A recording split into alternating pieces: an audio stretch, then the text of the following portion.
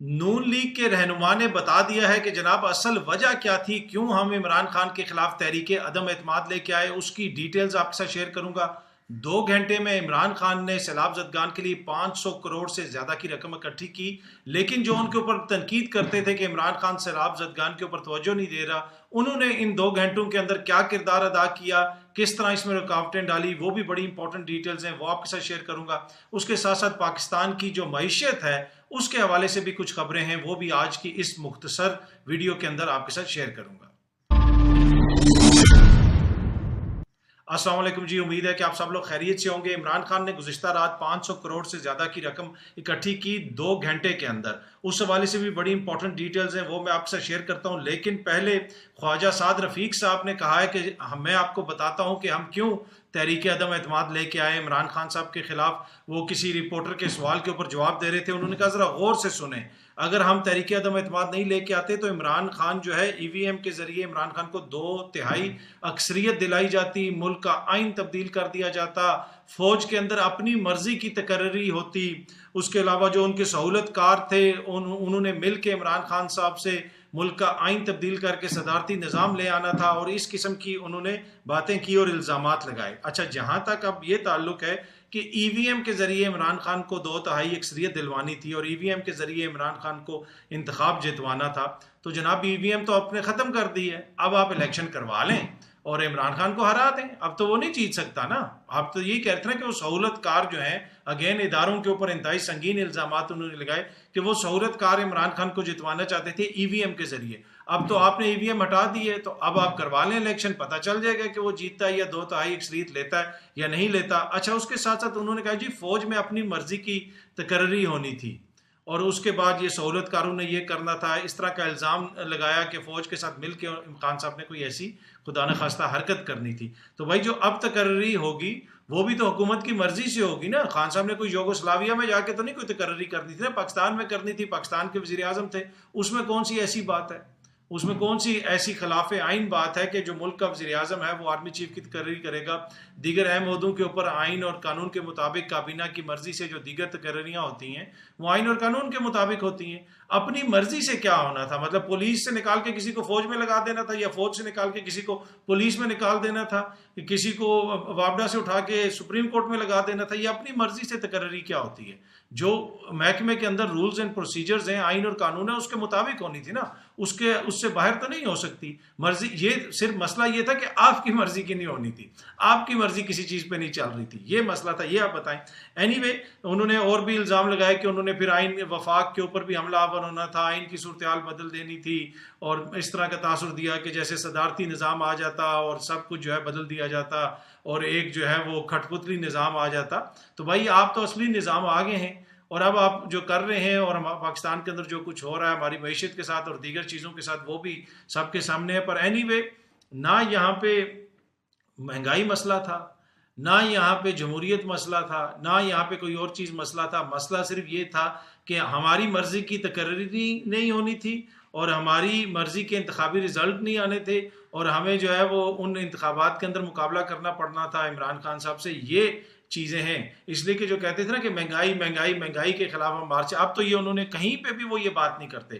خرم دستگیر صاحب ہوں، انہوں نے جب بات کی کہ کیوں ہم عمران خان کی حکومت کو گرانا چاہتے تھے، انہوں نے کہا کہ ہم سب نااہل ہو جاتے اور اپنی مرضی کی تقرری ہونی تھی۔ یہ میری سمجھ سے بالا تر چیز ہے کہ اپنی مرضی کیا، فوج ہے ایک پروفیشنل ادارہ ہے، اس کی جو سارے جرنل ہیں سب ویل کوالیفائڈ ہیں، جس کو آئین اور قانون کے مطابق جو وزیر اعظم سمجھیں گے اس میں سے کسی کو بھی آرمی چیف تعینات کر دیں گے۔ تو یہ بار بار اپنی مرضی کی آرمی چیف، کیا کوئی پولیس سے لے کے آنا تھا انہوں نے آرمی چیف؟ یہ سمجھ سے بالا تر ہے۔ میں تو متعدد بار کہہ چکا ہوں کہ جتنی بھی اعلیٰ قیادت ہے فوج کی، جو لیفٹیننٹ جنرل کے عہدے پہ پہنچتا ہے وہ کوئی ایسے تو نہیں پہنچتا جس نے کور کمانڈ کی ہوئی ہے، جو اس کے لیے کوالیفائی کرتا ہے، وہ سب اتنے قابل ہیں کہ وہ فوج کی کمان سنبھال سکیں۔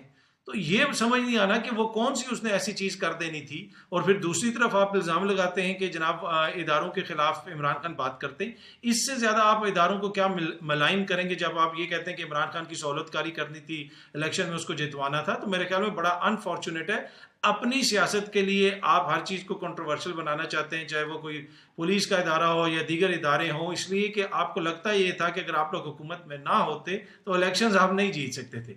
अब आप हुकूमत में आ गए हैं ना, अब आप करवा लें इलेक्शन, अब आप जीत जाएंगे तो पता चल जाएगा। इसलिए कि जितनी पॉपुलैरिटी उस वक्त थी इमरान खान की, अब उससे कितनी ज्यादा वो सबको पता है। अच्छा, दूसरी खबर जो मैं आपके साथ शेयर करना चाहता हूँ वो इमरान खान साहब ने गुज़िश्ता रात 2 घंटे के अंदर जो टेलीथॉन की, उस 2 घंटे में 521 करोड़ रुपया उन्होंने इकट्ठा किया। लेकिन जिस वक्त वो ये पैसा इकट्ठा कर रहे थे, वो हमारे सहाफ़ी दोस्त, वो हमारे सियासतदान दोस्त जो बहुत ज़्यादा तनकीद करते थे कि इमरान खान सैलाब ज़दगान के ऊपर तवज्जो नहीं दे रहा, उन्होंने इसके ऊपर कोई बात नहीं की कि जब 2 घंटे के अंदर इमरान खान की टेलीथॉन चल रही थी, पहले तो किसी टीवी चैनल ने दिखाया ही नहीं, जिन्होंने दिखाया उनको केबल ऑपरेटर्स को कह के उनकी नशरियात ही बंद कर दी गई।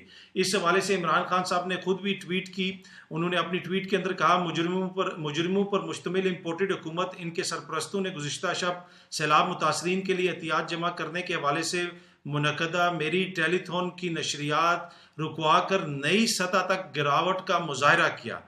पहले उन्होंने चैनल्स पर टेलीथॉन ना दिखाने के लिए दबाव डाला, उसके बावजूद जब चैनल्स ने चलाया तो उनकी नशरियात बंद कर दी गई। ये इमरान खान साहब ने खुद जो है इसके ऊपर ट्वीट किया। उसके साथ साथ इमरान खान साहब ने ये भी कहा कि उन्होंने केबल ऑपरेटर्स को धमकाया। इससे साबित होता है कि कौम में हमारी बढ़ती हुई मकबूलियत से ये किस कदर खौफजदा हैं। उन्हें ये भी इल्म है कि लूट मार की तवील तारीख के बाइस पैसों के मामले में कोई उन पर एतमाद करने को तैयार नहीं है। चुनाचा मुझे और मेरी जमात को निशाना बनाने के लिए उन्होंने सैलाब मुतासरीन के लिए एहतियात जमा करने की राह में रोड़े अटकाने की कोशिश की। ये बेहिसी नाकाबिल तसव्वुर है। इस सब के बावजूद महज 2 घंटों में हमने 5.2 अरब रुपए जमा करने में कामयाब रहे हम, और मैं दियार गैर खसूसन अमरीका में मुकीम पाकिस्तानियों समेत अतिया करने वाले हर एक फ़र्द का मशकूर हूँ। तो जनाब 2 घंटे में 521 करोड़ रुपया खान साहब ने जमा कर लिया, लेकिन उसके दौरान जो किरदार था हुकूमत का वो आपके सामने है कि टेलीथॉन को बंद करने की कोशिश की गई, हर मुमकिन कोशिश की गई कि ये चलाई ना जा सके। इससे आप अंदाज़ा लगा सकते हैं कि सैलाब ज़दगान कोई मसला नहीं है मुतासरीन, असल मसला इनका इमरान खान है।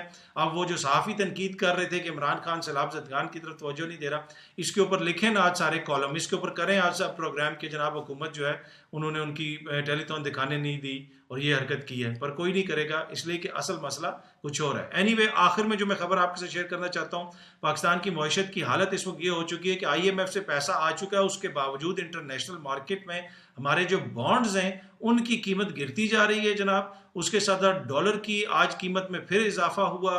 बाकी जो कीमतों में इजाफा हो रहा है वो आपके सामने आए रोज़ किसी ना किसी चीज़ की कीमत में इजाफा हो जाता है। इस वक्त जो डॉलर की इंट्रा बैंक रेट है वो तकरीबन 230 रुपये है।